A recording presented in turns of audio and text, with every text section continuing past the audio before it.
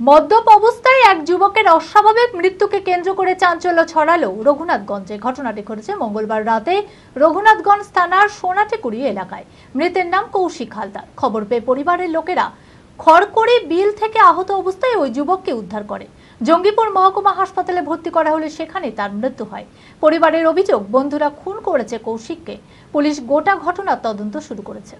মানসিক স্বাস্থ্যের জন্য সবার আগে যে নামটি মনে ভেসে ওঠে, সুস্থ মনের ঠিকানা মনোবীক্ষণ। যোগাযোগ নাম্বার 7477799516। মদ্যপ অবস্থায় এক যুবকের অস্বাভাবিক মৃত্যুকে কেন্দ্র করে চাঞ্চল্য ছড়ালো রঘুনাথগঞ্জে।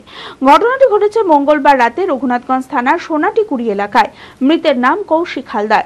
খবর পেয়ে পরিবারের লোকেরা খড়খড়ি বিল থেকে আহত অবস্থায় ওই যুবককে উদ্ধার করে জঙ্গিপুর মহকুমা হাসপাতালে ভর্তি করা হলে সেখানেই মৃত্যু হয় তার। পরিবারের অভিযোগ, বন্ধুরা বাড়ি থেকে ডেকে নিয়ে এসে মারধর করে কৌশিককে। মদের মধ্যে বিষ মিশিয়ে খাইয়ে খুন করা হয়েছে বলে অভিযোগ। পুলিশ দেহ ময়নাতদন্তের জন্য পাঠায়। পুলিশ গোটা ঘটনার তদন্ত শুরু করেছে।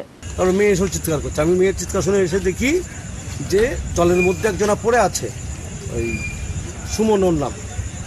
আর আমার যে ভাগ্নে কৌশিক, ও কিন্তু জলের তলায় থেকে গেছে। তখন আমরা নামতে যাব, তিনটে ছেলে নেমে ওকে তোলার পরে তখন আমি পিঠে চাপ দিয়ে জল টল বের করার পর তখন কথাটা শ্বাস নিচ্ছিল ভালোই। তখন আমরা হাসপাতালে ওকে অ্যাডমিট করিয়েছি। তারপরে হাসপাতালে এসে অনেক চিৎকার চেঁচামেচি ও করে যে আমাকে ছেড়ে দাও, যারা আমাকে মেরেছে তাকে আমি কি মারবো। এখন মারামারি করার কোনো প্রয়োজন নেই, তুমি সুস্থে বাড়ি চলো, তারপর দেখা যাবে। যে চরম ড্রিঙ্ক করেছিল, এখন ড্রিঙ্কের মধ্যে শয়তানি করে কেউ কিছু মেশাতেও পারে, এটা আমার অনুমান। আমি আমার ফেভারিট, আমার মতো আর কেউ।